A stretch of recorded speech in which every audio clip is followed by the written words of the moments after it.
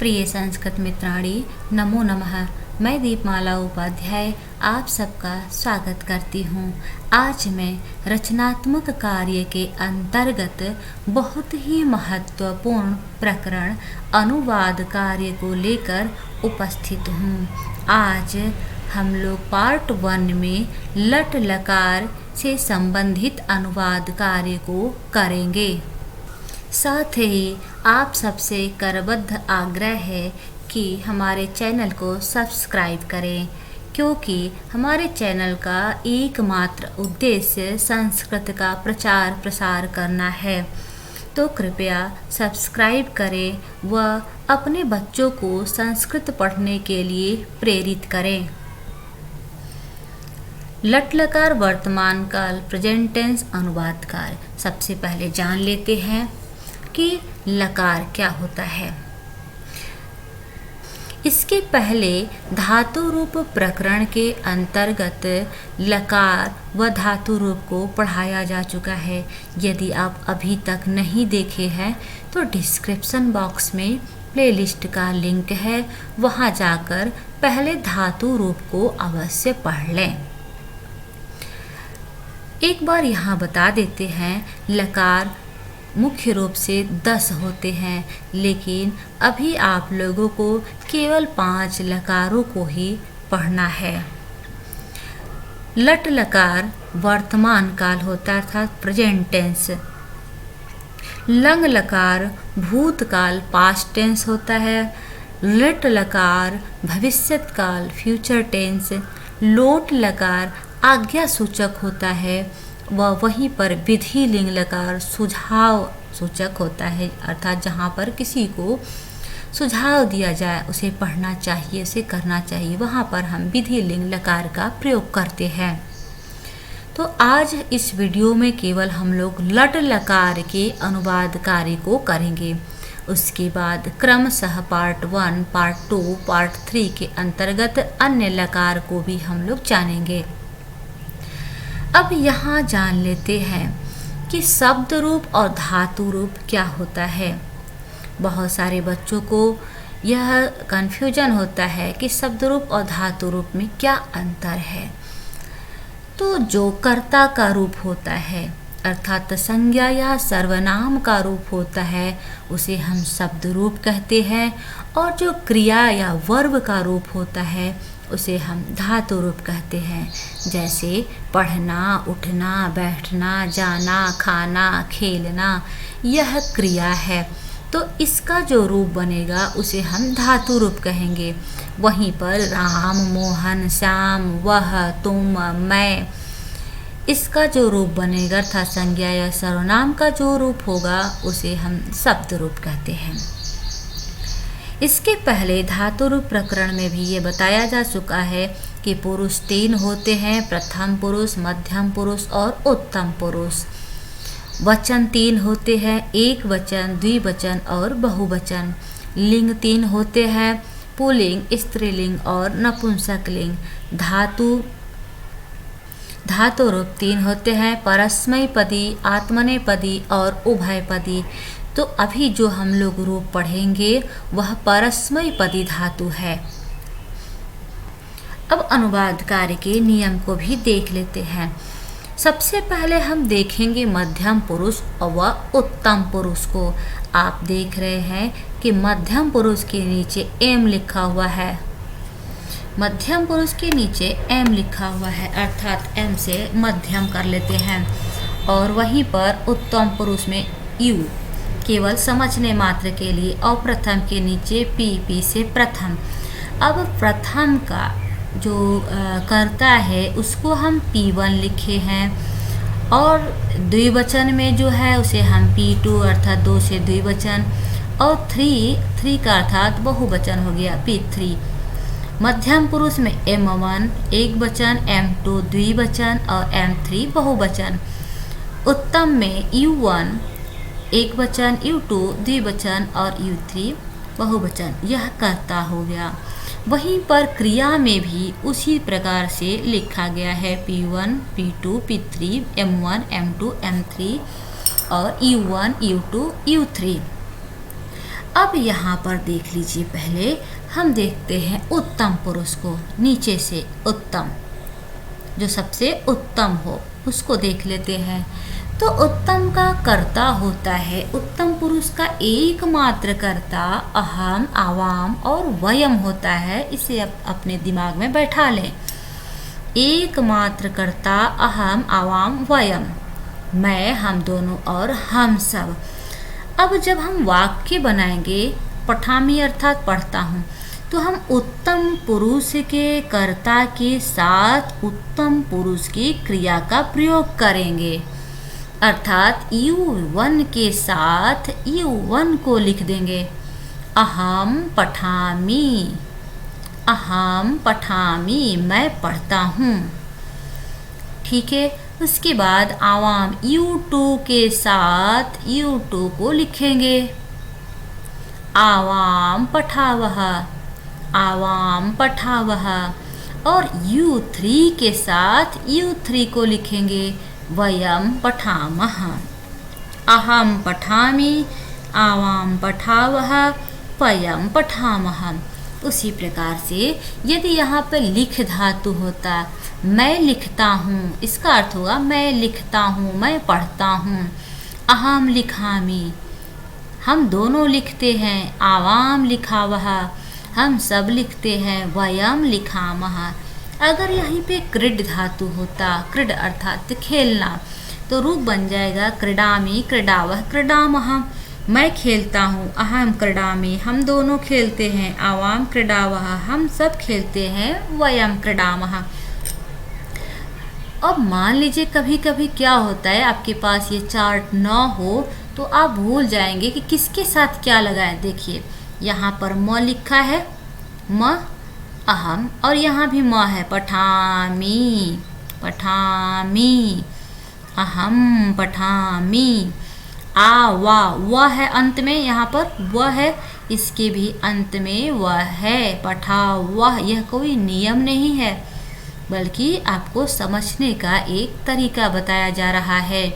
वयम पठामः, वयम, यम है, म है, यहाँ पर म हो गया। वयम पठामः। अब देखते हैं मध्यम पुरुष को। मध्यम पुरुष का एकमात्र कर्ता त्वम, युवाम और यूयम होता है। त्वम, युवाम, यूयम। तो त्वम के साथ पठसी लगता है, पठसी। त्वम पठसी, तुम पढ़ते हो। युवाम पठतः, तुम दोनों पढ़ते हो। और यूयम पठत, तुम सब पढ़ते हो। तो M1 के साथ M1 को जोड़ दिए। त्वम पठसी, युवाम पठतः, M2 के साथ M2 को, युवाम के साथ पठतः हो गया। और यूयम पठत, M3 के साथ M3 हो गया, यूयम पठत। अब इन दोनों को छोड़ देते हैं, मध्यम पुरुष और उत्तम पुरुष को छोड़ देते हैं। क्यों छोड़ देते हैं? अभी बताए कि मध्यम पुरुष का केवल एकमात्र कर्ता त्वम, युवाम, यूयम ही होता है और कुछ नहीं होता। उत्तम पुरुष का एकमात्र कर्ता अहम, आवाम, वयम होता है, इसके अलावा कुछ नहीं होता। और अब इन दोनों को हम छोड़ करके चाहे जितने भी शब्द आए वो सभी प्रथम पुरुष के कर्ता होंगे।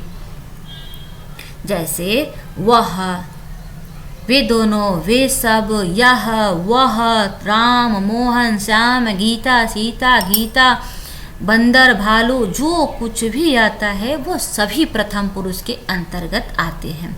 मध्यम पुरुष का एक कर्ता, उत्तम पुरुष का एक कर्ता, और इन दोनों के अतिरिक्त जितने भी आएंगे वो सभी प्रथम पुरुष के अंतर्गत हो जाएगा। ऐसा नहीं कि केवल यहाँ पर सह और सा लिखा है तो यही प्रथम पुरुष का कर्ता है। सह और सा केवल एक समझाने के लिए लिख दिया गया, अर्थात पुल्लिंग और स्त्रीलिंग का रूप, बल्कि इसकी जगह पर राम, सीता, गीता, बंदर, गज, बक कुछ भी होगा वो सभी प्रथम पुरुष के ही होंगे। अब यहाँ देखिए, सह के साथ या सा के साथ पठती, वह पढ़ता है या वह पढ़ती है। सह पठती या सा पठती हो गया। P1 के साथ P1, ती, सती, सती लग गया। तौतः, तौतः, तौ, तौ, त के साथ तह, ध्यान दीजिए त के साथ तह, पीटू के साथ पीटू बन गया। तौ पठतः, वे दोनों पढ़ते हैं, और स्त्रीलिंग में वे दोनों पढ़ती हैं का ते पठतः हो जाएगा। वहीं पर P3 अर्थात ते पठंती, वे सभी पढ़ते हैं पुल्लिंग में, और ताह पठंती मतलब वे सभी लड़कियां पढ़ती हैं। ताह पठंती P3 के साथ P3 हो गया।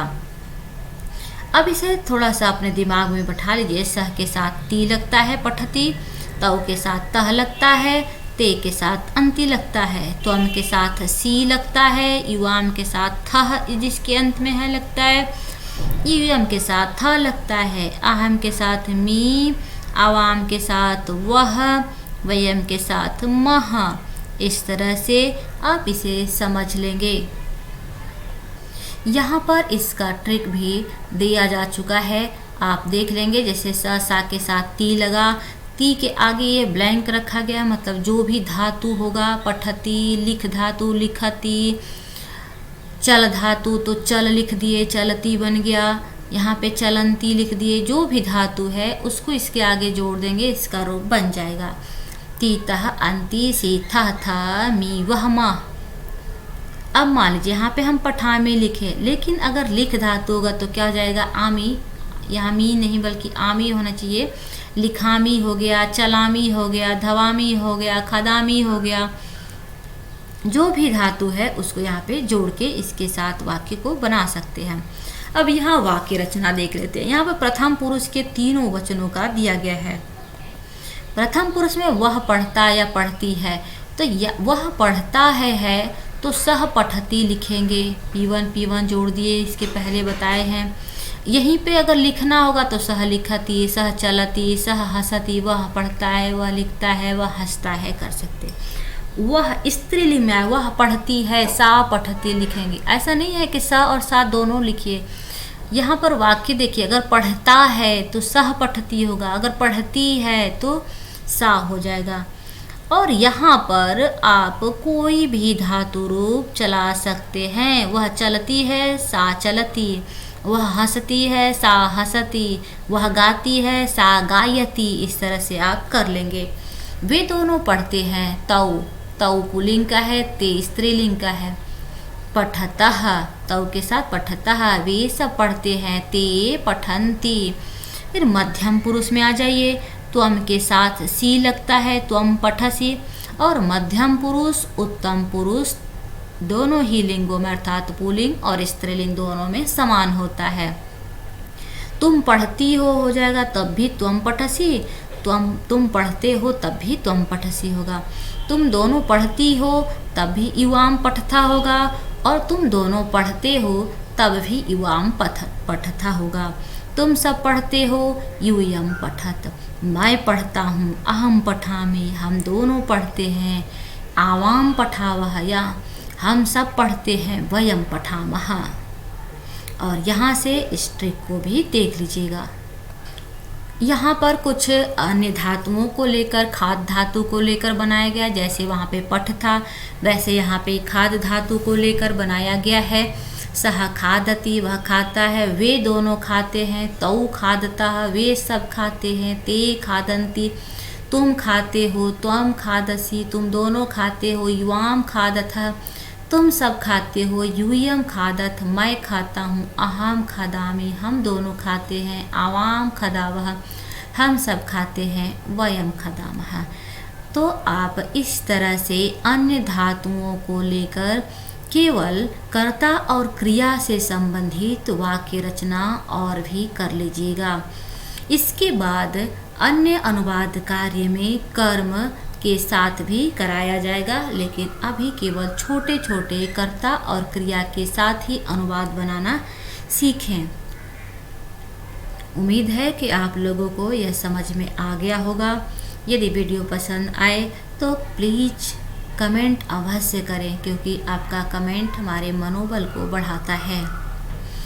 और अपने अन्य संस्कृत पढ़ने वाले मित्रों तक भी शेयर करें, जिससे अधिक से अधिक संख्या में लोग संस्कृत को पढ़ सके, जिससे हमारा चैनल के उद्देश्य की पूर्ति हो सके। धन्यवाद। मिलती हूँ फिर अगले वीडियो के साथ।